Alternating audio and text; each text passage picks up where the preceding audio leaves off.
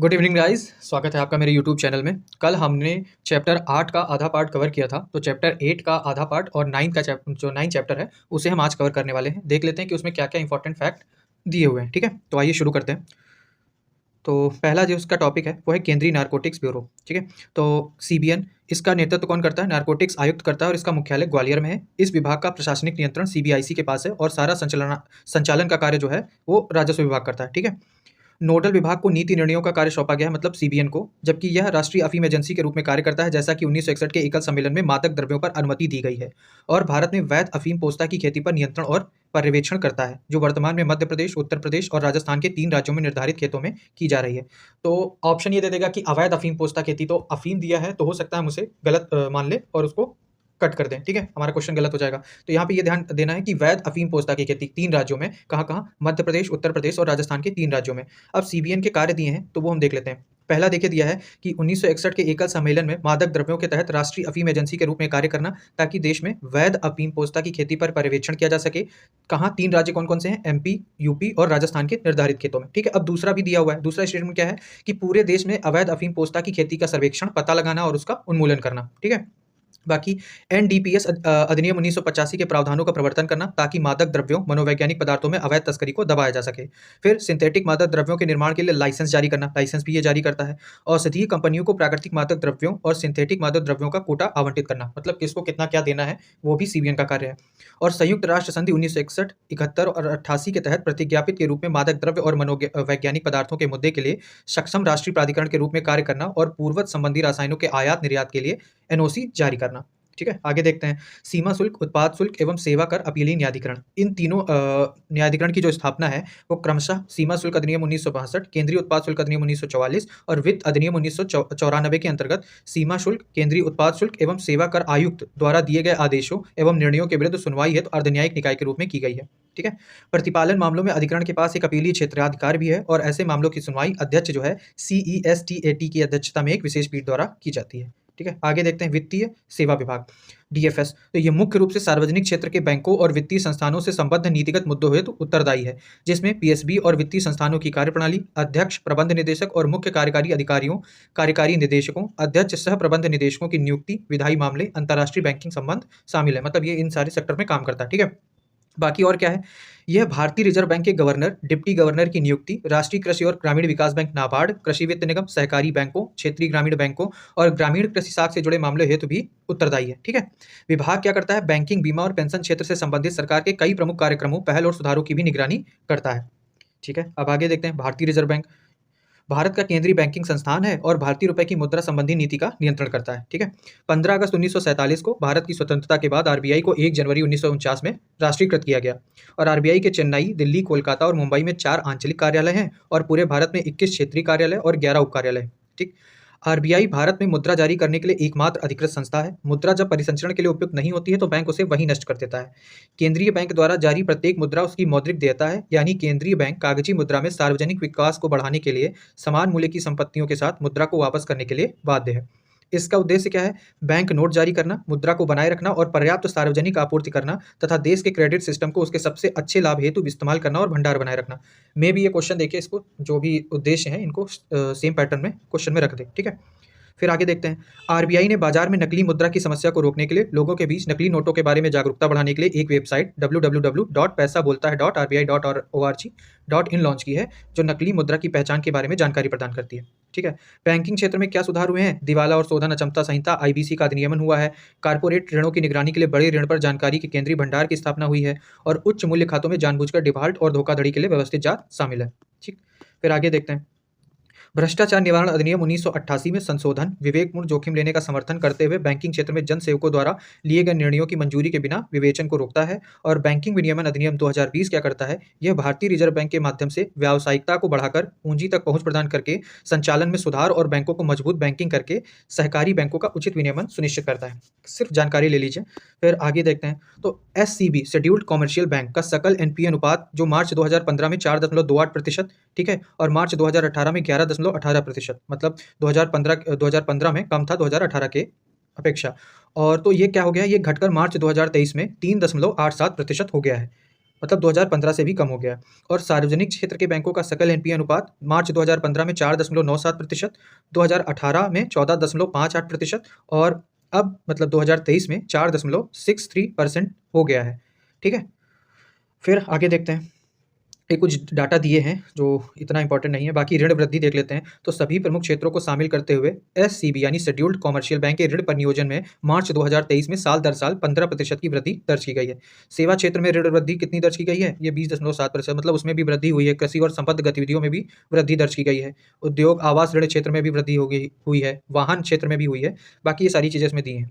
अब देख लेते हैं अनुसूचित वाणिज्यिक बैंकों में गैर निष्पादित परिसंपत्तियां मतलब एनपीए। तो एससीबी का सकल एनपीए 31/3/2019 को कितना? सकल एनपीए अनुपात 9.07% से कम होकर सकल एनपीए अनुपात 3.87% हो गया है 2023 में। मतलब 2019 में था 9.07% और अब कितना हो गया है? 3.87%, मतलब गिरावट हुई है। ठीक है, फिर आगे देख लेते हैं।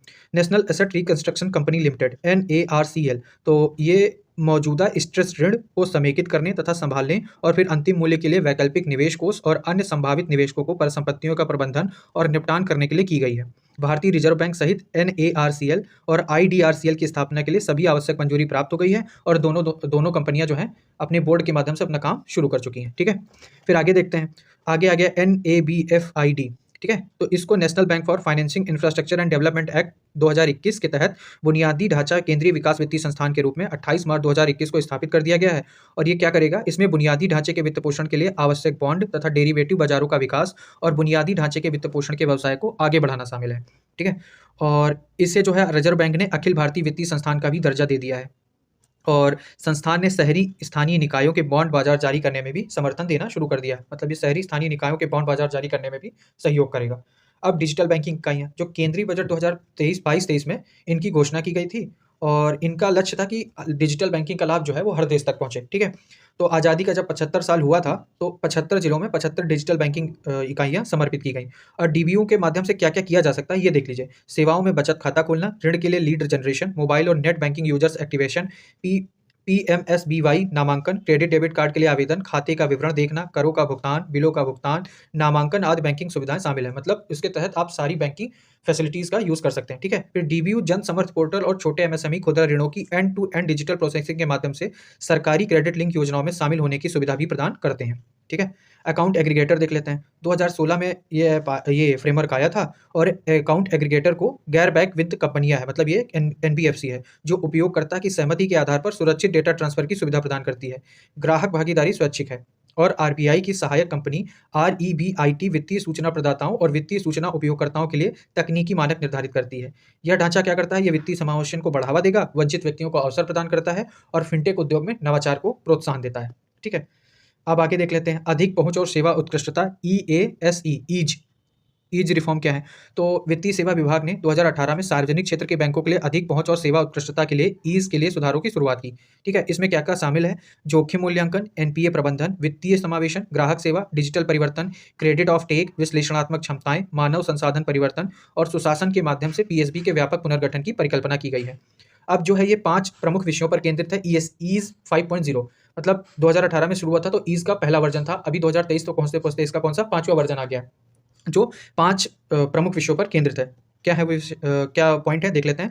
तो डिजिटल रूप से सक्षम ग्राहक पेशकश से पिछले कुछ वर्षों में सार्वजनिक क्षेत्र के बैंकों ने डिजिटल क्षमताओं में उल्लेखनीय लाभ अर्जित किया है। उसे समेकित और बढ़ाने पर ध्यान दिया जाएगा। फिर बिग डेटा और एनालिटिक्स, बैंकों की बड़ी डेटा क्षमताओं को मजबूत करना है, उनके डेटा संचालन निर्णय को और उन पर मतलब विकसित करने पर ध्यान केंद्रित करना है। मॉडर्न प्रौद्योगिकी क्षमताएं, समग्र ग्राहक अनुभव को बेहतर करना है। किसी भी नई डिजिटल या प्रौद्योगिकी केंद्रित परियोजनाओं के लिए कम समय में बाजार में आने की सुविधा प्रदान करने के लिए बैंकों की प्रौद्योगिकी क्षमताओं को मजबूत करना। ठीक है, और सहयोगात्मक बैंकिंग ईज के पिछले संस्करणों की थीम पर आधारित है और ईज 5.0 में बैंकों को साझेदारी और सहयोग को व्यापक तथा गहरा करने पर ध्यान केंद्रित के लिए प्रोत्साहित किया जाएगा और प्रशासन कर्मचारियों का आकलन करने, तैयार करने, विकसित करने के लिए उद्देश्यपूर्ण डिजिटल तथा डेटा संचालित प्रक्रिया बनाने पर ध्यान केंद्रित किया जाएगा। ये हो गया। अब देख लेते हैं आरआरबी। तो आरआरबी कब बनी थी? 1976 में बनी थी और इसमें आरआरबी की संयुक्त आपूर्ति क्या होती है? मतलब इनकी जो भागीदारी होती है केंद्र सरकार, प्रायोजक बैंक और राज्य सरकार की। तो केंद्र सरकार की इसमें होती है भागीदारी 50% की, राज्य सरकार की 15% की और प्रायोजक बैंकों की 35% में। ठीक है, अब ये क्या करते हैं, ये विभिन्न इंफ्रास्ट्रक्चर परियोजनाओं जैसे कि ग्रामीण इंफ्रास्ट्रक्चर विकास निधि, लॉन्ग टर्म इरिगेशन फंड, किस सेक्टर में ये दे सकते हैं ऋण, ये आप ध्यान दीजिए, ये ऐसे ही क्वेश्चन उठा के पूछ लेगा। माइक्रो इरिगेशन फंड, गोदाम इंफ्रास्ट्रक्चर फंड, खाद्य प्रसंस्करण फंड, नाबार्ड इंफ्रास्ट्रक्चर विकास सहायता, सहकारी बैंकों को सीधा रिफाइनेंस सहायता, डेयरी प्रसंस्करण और इंफ्रास्ट्रक्चर विकास फंड, मछली पालन, जल संपदा इंफ्रास्ट्रक्चर विकास फंड के लिए क्रेडिट समर्थन प्रदान करने में महत्वपूर्ण भूमिका निभाता है। ये स्प्रिंग सेट विकास परियोजनाएं जनजाति विकास परियोजनाओं में भी समर्थन करेगा और किसान उत्पादक संगठनों एफपीओ और संयुक्त उत्तरदायी समूह का भी समर्थन करता है। ठीक है, फिर नाबार्ड देख लेते हैं। तो नाबार्ड जो है 1982 में शिवरमन कमेटी की सिफारिश पे ये स्थापित हुआ था और ये क्या करता है, ये लघु उद्योग, ग्रामीण शिल्प तथा संबद्ध आर्थिक गतिविधियों के विकास के लिए सहायता प्रदान करता है। नाबार्ड राज्य सरकारों और संस्थाओं को ऋण प्रदान करता है, मतलब ये राज्य सरकारों को भी लोन देता है। ग्रामीण बुनियादी ढांचे के निर्माण की सुविधा प्रदान करता है और अनुसूचित वाणिज्यिक बैंकों, क्षेत्रीय ग्रामीण बैंकों सहित अन्य विभिन्न बैंकिंग संस्थानों को पुनर्वित्त प्रदान करता है। ठीक है, फिर आगे देखते हैं केसीसी। तो किसान क्रेडिट कार्ड 1998-99 में शुरू हो गया था और लागत प्रभावी ऋण वितरण प्रणाली है जो खेती की जरूरतों के लिए समय पर सहायता प्रदान करती है। ठीक है, इसमें सीमा क्या है, वार्षिक 10% वृद्धि के साथ 5 वर्षों के लिए वैध है और सरकार ने संबद्ध गतिविधियों के लिए अधिकतम उपसीमा के अधीन अल्पकालिक ऋणों पर 1.5% ब्याज छूट की भी मंजूरी दी है। अगर आप शीघ्र पुनर्भुगतान करते हैं, ठीक है, तो 3% ब्याज प्रोत्साहन भी मिलेगा, तो अब जो इंटरेस्ट रेट होगी वो 4% हो जाती है। फिर आगे देख सकते हैं ग्रामीण अवसंरचना विकास निधि RIDF। तो इसकी स्थापना नाबार्ड के अंतर्गत नाबार्ड में 2000 करोड़ रुपए के प्रारंभिक कोष के साथ की गई थी, कब 1995-96 में। और इसका मुख्य उद्देश्य चल रही ग्रामीण बुनियादी ढांचा परियोजनाओं को पूरा करने के लिए राज्य सरकारों को ऋण प्रदान करना है। किसको, राज्य सरकारों को। ठीक है, और फिर आगे देख लेते हैं कृषि अवसंरचना योजना। तो दीर्घकालिक आवश्यकता को ध्यान में रखते हुए कृषि में फसल कटाई के बाद के प्रबंधन के बुनियादी ढांचे और सामुदायिक कृषि परिसंपत्तियों में निवेश के लिए दीर्घकालिक ऋण वित्त पोषण सुविधा जुटाने के लिए पीएम आत्मनिर्भर भारत पैकेज के तहत कृषि और किसान कल्याण मंत्रालय ने 2020-21 से 2023-24 तक बैंकों और वित्तीय संस्थानों द्वारा 1 लाख करोड़ रुपए का लक्षित ऋण के साथ एक नया कृषि अवसंरचना कोष बनाया था। ऐसे ही पशुपालन, तो पशुपालन से रिलेटेड जो मतलब सुधार के लिए, उसमें निवेश के लिए, व्यक्तिगत उद्यमियों के लिए, निजी कंपनियों के लिए और एफपीओ को, ठीक है, इसमें कितना 1500 करोड़ रुपए का लक्षित ऋण दिया गया। अब भारतीय रुपए में अंतर्राष्ट्रीय व्यापार निपटान, तो आरबीआई ने भारतीय रुपए में अंतर्राष्ट्रीय व्यापार के लिए चालान और भुगतान को अधिकृत किया है। फिर इसके बाद डीजीएफटी ने भी उस नीति को मंजूरी दे दी और उससे मतलब संतुलन बिठाया। ठीक है, फिर देखते हैं क्या है कि हार्ड करेंसी से आईएनआर निपटान की ओर यह बदलाव, मतलब हार्ड करेंसी से इंडियन रूपी में निपटान की ओर यह बदलाव विदेशी मुद्रा भंडार पर निर्भरता को कम करेगा और विदेशी मुद्रा जोखिम को समाप्त करेगा। नई प्रणाली के अंतर्गत भारत में बैंकों को साझेदार देशों के अभिकर्ता बैंकों के लिए विशेष रूपी वोस्ट्रो खाते खोले। अब वोस्ट्रो और नोस्ट्रो खाता आप एक बार गूगल करके इनके नोट्स बना के पढ़ लीजिए और कहाँ किन बैंकों ने खोला है ये भी एक बार देख लीजिएगा। तो निर्बाध भुगतान लेन देन सक्षम हो जाता है और विनिमय दर किसके द्वारा निर्धारित होगी, बाजार द्वारा, मतलब गवर्नमेंट का इसमें कोई भी रोल नहीं होगा। नीर और रीर करके जो बाजार विनिमय दर है उन पर भी यूपीएससी ने क्वेश्चन पूछा है, तो आप उनको भी एक बार वहां से देख लीजिए। और भारतीय रुपये में निपटान होगा और इस प्रणाली का उद्देश्य वैश्विक व्यापार वृद्धि को बढ़ावा देना, हार्ड करेंसी पर निर्भरता कम करना और भारतीय रुपये में वैश्विक व्यापारिक समुदाय के हित को पूर्ण करना है। ये 22 देशों में नवंबर 2023 तक वर्तमान में 22 देशों पर लागू भी हो गई है। ठीक है, फिर ECLGS, तो आत्मनिर्भर भारत अभियान के हिस्से के रूप में मई 2020 में इसको शुरू किया गया था। किसके लिए, एमएसएमई और व्यावसायिक उद्यमों को कोविड-19 महामारी के कारण उत्पन्न परिचालन चुनौतियों से निपटने में सहायता करने के लिए बनाया गया था। यह योजना अर्थव्यवस्था के सभी क्षेत्रों को शामिल करते हुए, इसमें सभी क्षेत्र शामिल हैं, उधारकर्ताओं को दी जाने वाली ऋण सुविधाओं के लिए सदम्य ऋण संस्थानों MLI को 100% गारंटी प्रदान करती है। ठीक है, फिर बीमा क्षेत्र देख लेते हैं। यह क्षेत्र क्या है, ये बचत को प्रोत्साहित करता है और देश के इंफ्रास्ट्रक्चर विकास और अन्य परियोजनाओं के लिए लंबे समय तक निधियां प्रदान करता है। ठीक, अब इसमें कौन कौन सी बीमा कंपनियां हैं अभी वो देख लेते हैं। तो Jeevan Bima Nigam, national insurance company limited, oriental insurance company limited, united India insurance company limited, new India insurance company limited, general insurance corporation of India limited, agriculture insurance company of India limited और export credit guarantee corporation of India limited. बस जानकारी के लिए, ठीक है। बाकी देख लेते हैं कि भारतीय बीमा उद्योग ने पिछले 5 वर्षों में लगभग 11% CAGR की वृद्धि दर्ज की है। अब CAGR क्या होता है, तो CAGR का फुल फॉर्म होता है कंपाउंडेड एनुअल ग्रोथ रेट। यह अक्सर विशिष्ट मापदंडों से जुड़ा होता है जो एक निश्चित अवधि में किसी कंपनी के प्रदर्शन को दर्शाता है, जैसे बिक्री, राजस्व, कमाई। ठीक है, तो मिश्रित वार्षिक वृद्धि दर मतलब CAGR एक महत्वपूर्ण अवधि में किसी विशेष चर के संचयी प्रदर्शन को दर्शाती है और इसका उपयोग व्यवसायों की सापेक्ष लाभप्रदता को मापने के लिए किया जाता है। मतलब सरल शब्दों में CAGR जो है वो किसी कंपनी का मतलब देख सकते हैं कि वो कितना लाभ कमा रही है, मतलब लगातार लाभ कमा रही है या नहीं, तो उस चीज़ को लाभप्रदता नापने के लिए यूज़ किया जाता है CAGR का। ठीक है, फिर आगे देखते हैं निवेश और सार्वजनिक संपत्ति प्रबंधन विभाग। बीमा क्षेत्र को निजी भागीदारी के लिए खोला गया था और बीमा विनियामक और विकास प्राधिकरण अधिनियम 1999 मल्होत्रा समिति ने जो सिफारिश दी थी उसके बाद इसका गठन किया गया था और इसका जो हेडक्वार्टर है वो हैदराबाद में है। ठीक, बाकी इसमें यही ध्यान देने वाला है। अब 2019 में भारतीय की बीमा कंपनी नियम और इसमें बिचौलियों के लिए विदेशी इक्विटी निवेश सीमा समाप्त हो गई है और 100% एफडीआई का मार्ग प्रशस्त हुआ है। इसके बाद 2021 में बीमा अधिनियम 1938 में संशोधन कर दिया गया और भारतीय बीमा कंपनियों में एफडीआई सीमा कितनी कर दी गई? 49% से बढ़ाकर 74% कर दी गई। ठीक है, तो अब एफडीआई की सीमा बीमा सेक्टर में 74% है।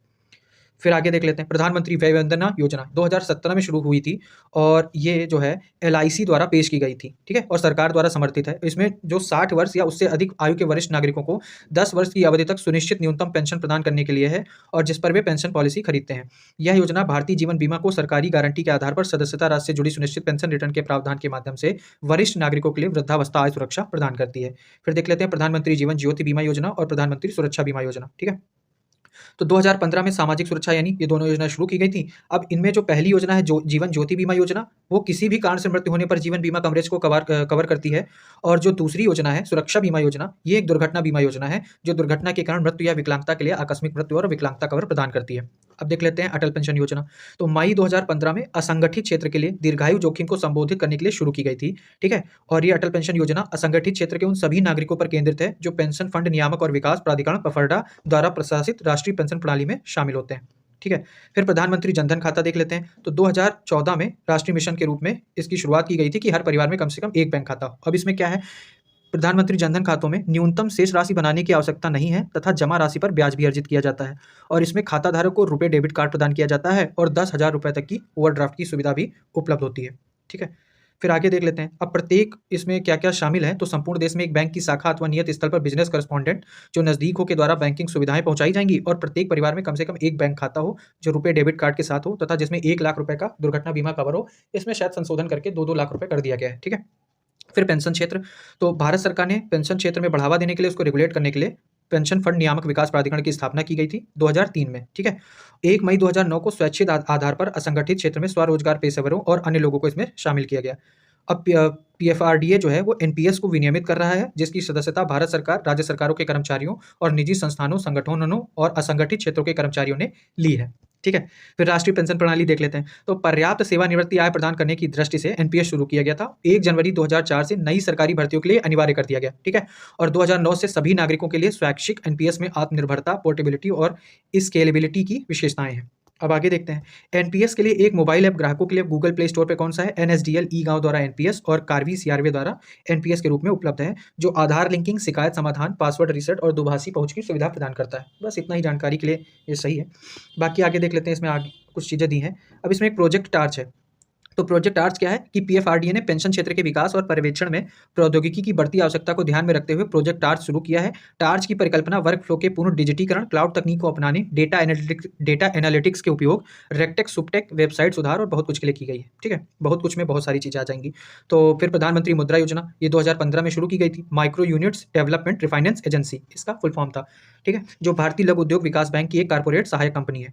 ठीक, तो पीएमवाई की योजना सूक्ष्म लघु व्यवसाय के लिए संस्थागत वित्त तक पहुंच प्रदान करती है। यह छोटे उद्यमियों को 10 लाख रुपए तक संपार्श्विक मुक्त मतलब कोलेट्रल फ्री लोन देता है। ठीक है, इसमें 3 श्रेणियां हैं। शिशु तो शुरुआत के लिए 50,000 रुपए तक का ऋण शामिल है और फिर किशोर तो इसमें जो है 50,000 रुपए से 5 लाख रुपए तक का ऋण दिया जाएगा और तरुण इसमें जो है 5 लाख से 10 लाख रुपए तक का ऋण दिया जाएगा। ठीक है, इंडिया योजना देख लेते हैं। 2016 में योजना शुरू की गई थी और उसका उद्देश्य ये था कि अनुसूचित जातियों, अनुसूचित जनजातियों से कम एक उधारकर्ता और एक महिला उधारकर्ता को 10 लाख रुपए से 1 करोड़ रुपए के बैंक ऋण की सुविधा प्रदान करके उनमें उद्यमशीलता को बढ़ावा दिया जाए, मतलब वो बिजनेस करें। ठीक है, फिर अनुसूचित जाति, अनुसूचित जनजाति, व्यापार, विनिर्माण, सेवा क्षेत्र और कृषि से संबद्ध गतिविधियों में ग्रीन फील्ड उद्यम स्थापित करने के लिए अनुसूचित वाणिज्यिक बैंकों की प्रति बैंक शाखा में कम से कम एक उधारकर्ता अनुसूचित जाति, अनुसूचित जनजाति से और एक महिला उधारकर्ता होनी चाहिए। ठीक है, और उधारकर्ता को स्वयं के योगदान के रूप में परियोजना लागत का कम से कम 10% योगदान देना होगा। मतलब जितने की वो योजना है उसका 90% तो आपको लोन मिल जाएगा, लेकिन 10% आपको खुद से सहयोग करना होगा। फिर निवेश और सार्वजनिक संपत्ति प्रबंधन विभाग जिसको दीपम कहा जाता है। ठीक है, और इस विभाग के कार्यक्षेत्र में इक्विटी में केंद्र सरकार के निवेश के प्रबंधन से सभी मामले शामिल होते हैं। अब विनिवेश नीति क्या है, निजीकरण कार्यनीति, स्ट्रेटेजिक जो विनिवेश होता है उसको बोला जाता है। ठीक है, फिर सीपीएससी में अल्पांश हिस्सेदारी की बिक्री शामिल है। अब कार्यनीतिक विनिवेश का तात्पर्य क्या है कि प्रबंधन नियंत्रण के हस्तांतरण के साथ साथ सीपीएससी की सरकारी हिस्सेदारी की पर्याप्त बिक्री से है। ठीक है, सेंट्रल पब्लिक सेक्टर इंटरप्राइजेस उनकी पर्याप्त बिक्री से है। अब कार्यनीतिक विनिवेश जो है निजीकरण आर्थिक सिद्धांत द्वारा निर्देशित होता है, जिसे सरकार को उन क्षेत्रों में बंद कर देना चाहिए जहां प्रतिस्पर्धी बाजार विकसित हो गए। इसलिए इन्होंने कार्यनीतिक विनिवेश या निजीकरण को बढ़ावा दिया। फिर आगे देखते हैं नई सार्वजनिक क्षेत्र उद्यम नीति। तो सार्वजनिक क्षेत्र उद्यमों की आर्थिक क्षमता को उजागर करने और विकास में तेजी लाने, उत्पादकता में सुधार और नौकरियों में वृद्धि के उद्देश्य से 2021 में आत्मनिर्भर भारत के लिए नई पीएसई नीति को मंजूरी दे दी गई। इसमें क्या है कि निजी निवेशकों के हाथों में संस्थाओं की वास्तविक आर्थिक क्षमता की खोज करने के लिए बनाई गई है, और ये प्रीलिम्स के लिए उतना इंपॉर्टेंट नहीं है। फिर आगे देख लेते हैं। तो भारत बॉन्ड, अब ये चैप्टर शायद यहाँ अब आ जाता है नया चैप्टर कारपोरेट कार्य। तो कारपोरेट कार्य मंत्रालय एमसीए कंपनी अधिनियम 2013, कंपनी अधिनियम 1956, सीमित देयता साझेदारी फर्म अधिनियम 2008 और अन्य संबंधित कानूनों तथा उनके अंतर्गत बने नियमों के तहत उत्तरदायी है, और कारपोरेट क्षेत्र का कामकाज यही सब देखता है। ठीक है। और यह जो मंत्रालय है ये भारतीय चार्टर्ड अकाउंटेंट संस्थान, भारतीय कंपनी सचिव संस्थान और भारतीय लागत लेखाकार संस्थान का पर्यवेक्षण भी करता है। और प्रशासनिक ढांचा ये त्रिस्तरीय है, और ये खैर इसमें सारी चीज़ें काम की नहीं है। अब आगे देख लेते हैं कंपनी समझौते व्यवसाय समामेलन। तो कंपनी 2013 अधिनियम में ये किया गया था। इसकी जो बड़ी पहल है मंत्रालय की, उसमें ये दिया है कि ये प्रावधान इसके तहत एक फास्ट ट्रैक या प्रक्रिया का प्रावधान करता है। इसमें क्या होगा कि ये विशिष्ट श्रेणियों पर लागू होगा, या दो से अधिक स्टार्टअप कंपनियां, या एक या अधिक छोटी कंपनियों के साथ, या एक या अधिक स्टार्टअप कंपनियां। ठीक है। और ये जो आगे पूर्ण स्वामित्व वाली सहायक कंपनी है, यह अधिनियम विलय के लिए मंजूरी को सुव्यवस्थित और तीव्र करने के लिए संशोधित किया गया। और इसमें जो 30 दिनों में आपत्तियां अगर वो विफल रहती है तो फिर ये केंद्र सरकार इसमें वो आती है, मतलब केंद्र सरकार इंटरफेयर होगा, और यह योजना जनता लेनदारों के हित में है। तो 30 दिन की समाप्ति के बाद 15 दिनों के भीतर एक पुष्टिकरण आदेश जारी कर सकता है। ये खैर बस जानकारी के लिए ठीक है। बाकी देखते हैं। तो व्यवसाय करने की सुगमता। तो मंत्रालय ने भारत सरकार के व्यवसाय करने में सुगमता की पहल के अंतर्गत मौजूदा वेब प्लेटफॉर्म स्पाइस को उन्नत करके उसे स्पाइस प्लस का नाम दिया है। ठीक है। और स्पाइस प्लस पर 3 केंद्रीय मंत्रालय और विभाग हैं। कौन कौन से? कारपोरेट कार्य मंत्रालय, श्रम और रोजगार मंत्रालय और वित्त मंत्रालय। और 3 राज्य सरकार इसमें है, महाराष्ट्र, कर्नाटक और पश्चिम बंगाल। और दिल्ली की सरकार द्वारा इसमें 11 सेवाएं शामिल की गई हैं। फिर आगे देखते हैं कंपनी अधिनियम 2013। तो कंपनी अधिनियम 2013 को कंपनियों से संबंधित कानूनों को समेकित और संशोधित करने के लिए 2013 में बनाया गया, और इसने 1956 कंपनी अधिनियम का स्थान लिया। अब इस अधिनियम के तहत 3 निकाय आते हैं। कौन कौन से आते हैं? निवेशक शिक्षा और संरक्षण कोष प्राधिकरण, राष्ट्रीय वित्तीय रिपोर्टिंग प्राधिकरण नेफ्रा, और गंभीर धोखाधड़ी अन्वेषण कार्यालय SFIO। ठीक है। फिर आगे देख लेते हैं। इसमें कुछ ज़्यादा काम की चीज़ें नहीं है। फिर आगे आ देते हैं दिवालिया और पन संहिता। तो आईबीसी संहिता समयबद्ध तरीके से पुनर्गठन और दिवाला समाधान व्यक्तियों, साझेदारी फर्मों संबंधित कानूनों को 2016 में सूचित किया गया था। अब इसमें ज़्यादातर तो इकोनॉमी में आपने अपने नोट्स वोट्स में पढ़ा होगा, इसमें कुछ खास दिया नहीं है, तो वहाँ से आप कवर कर लीजिए। फिर आगे देखते हैं। तो भारतीय दिवाला और शोधन अक्षमता बोर्ड, इसकी स्थापना 2016 में हुई थी, और इस बोर्ड के पास संहिता के तहत दी गई शक्तियों और कार्यों का प्रयोग करने के अलावा दिवाला पेशेवरों, दिवाला पेशेवर एजेंसियों और सूचनाओं के नियमन का भी अधिकार प्राप्त है। फिर राष्ट्रीय कंपनी विधि अधिकरण देख लेते हैं, NCLT। ठीक है। और NCLAT। तो 2016 को इनका गठन हुआ था, और इनका गठन काहे के लिए हुआ था? कारपोरेट विवादों के तेजी से निपटान और एजेंसियों की बहुलता को कम करने के लिए, जिससे देश में व्यापार करने में सुगमता को बढ़ावा मिले। ठीक है। और इसकी 16 पीठ है, इससे कोई मतलब नहीं। फिर राष्ट्रीय कंपनी विधि अपील अधिकरण। तो कंपनी अधिनियम के तहत राष्ट्रीय कंपनी विधि अधिकरण के आदेशों के खिलाफ अपील जो की जाती है वो NCLAT की स्थापना की गई। ठीक है। अपील करने के लिए। फिर इसे दिवाला और शोधन अक्षमता संहिता 2016 की धारा और इनके तहत ये बनाया गया। तो अपील की सुनवाई के लिए बेसिकली है ये। अब ये जो है प्रतिस्पर्धा आयोग और जो नेफ्रा के अंतर्गत जो कानूनी मामले आते हैं उनका भी अपीली प्राधिकरण है। ठीक है। फिर CSR पढ़ लेते हैं। तो ये कंपनी अधिनियम 2013 में शामिल किया गया था, और 2014 से प्रभावी हो गया। इसमें ज़्यादा कुछ दिया नहीं है, और ये हमारे काम का भी नहीं है। फिर आगे देखते हैं। तो सीमित दायित्व साझेदारी अधिनियम 2008 में पारित किया और 2009 से लागू हो गया। ये सीमित दायित्व साझेदारी व्यावसायिक इकाई का ऐसा रूप है जो व्यक्तिगत भागीदारों को एक साझेदारी फर्म में भागीदारों की संयुक्त और कई देनदारियों से सुरक्षित रखता है। व्यवसाय के सामान्य कामकाज के दौरान भागीदारों की देयता भागीदारों की व्यक्तिगत संपत्ति पर लागू नहीं होती है। ठीक है। फिर आगे देख लेते हैं थोड़ा। ये निवेशक शिक्षा और संरक्षण कोष प्राधिकरण। तो निवेशक शिक्षा, जागरूकता और संरक्षण को बढ़ावा देने के उद्देश्य से कंपनी अधिनियम 2013 की धारा 125(1) के तहत निवेशक शिक्षा सुरक्षा को बढ़ावा देने के उद्देश्य से की गई। ठीक है। और इसका रखरखाव जो है भारत की समेकित निधि के तहत किया जाता है, ये ध्यान रखने वाली चीज़ है। फिर आगे देखते हैं। तो इस कोष का इस्तेमाल कहाँ होता है? इसका इस्तेमाल किया जाता है निवेश संबंधी जानकारी देने और निवेशकों को जागरूक बनाने के लिए। यह प्राधिकरण आम जनता के बीच ग्रामीण और शहरी क्षेत्रों में निवेशक जागरूकता कार्यक्रमों की श्रृंखला आयोजित करता है। ठीक है। ताकि निवेश को लेकर किसी धोखाधड़ी का शिकार ना हो। अब नेफ्रा भी देख लेते हैं। इन तीनों पे हो सकता है क्वेश्चन पूछा जाए, तो एक बार इनको देख लेते हैं। तो नेफ्रा का भी गठन जो है वो कंपनी अधिनियम 2013 के अंतर्गत किया गया, और 2018 में ये एक वैधानिक निकाय बन गया। ठीक है। फिर सार्वजनिक हित और निवेशकों, लेनदारों और कंपनियों या निकायों से जुड़े अन्य लोगों के हितों की रक्षा के लिए इसकी स्थापना की गई थी। लेखा और लेखा परीक्षा के उच्च गुणवत्ता मानकों को स्थापित करके कंपनियों और निकायों द्वारा किए गए लेखा कार्यों की प्रभावी निगरानी भी इस प्राधिकरण के कुछ प्रमुख उद्देश्य हैं। तो ये सारे काम इसके हैं। फिर गंभीर धोखाधड़ी अन्वेषण कार्यालय SFIO, तो इसका भी जो गठन किया गया था वो कंपनी अधिनियम 2013 के अंतर्गत किया गया और 2015 में ये गठित हुआ। इसमें क्या है, ये जो है सफ़ेद पोस्ट अपराधों, धोखाधड़ी के अभियोजन के लिए पता लगाने, मुकदमा चलाने या सिफारिश करने के लिए अकाउंटेंसी, फॉरेंसिक ऑडिटिंग, कानून, सूचना प्रौद्योगिकी, जांच, कंपनी कानून, पूंजी बाजार, बैंकिंग और कराधान आदि के क्षेत्र के विशेषज्ञ इसमें शामिल होते हैं। ठीक है, बाकी प्रतिस्पर्धा आयोग देख लेते हैं। हाँ, तो प्रतिस्पर्धा अधिनियम 2002 के तहत 2003 में इसका गठन हुआ। ठीक है, इसका उद्देश्य क्या है कि प्रतिस्पर्धा पर प्रतिकूल प्रभाव डालने वाली प्रथाओं को खत्म करना, प्रतिस्पर्धा को बढ़ावा देना, बनाए रखना, उपभोक्ताओं के हितों की रक्षा करना और भारत में व्यापार की स्वतंत्रता को सुनिश्चित करना, और साथ ही यह सुनिश्चित करना कि विदेशी कंपनियां देश के प्रतिस्पर्धा कानूनों का पालन करें। यह भी सुनिश्चित करना कि कोई भी उद्यम आपूर्ति नियंत्रण, खरीद कीमतों में हेराफेरी या अन्य प्रतिस्पर्धी फर्मों को बाजार पहुंच से इनकार करने वाली प्रथाओं को अपनाने के माध्यम से अपनी प्रमुख स्थिति का दुरुपयोग ना हो। ठीक है, तो ये सारे काम हैं।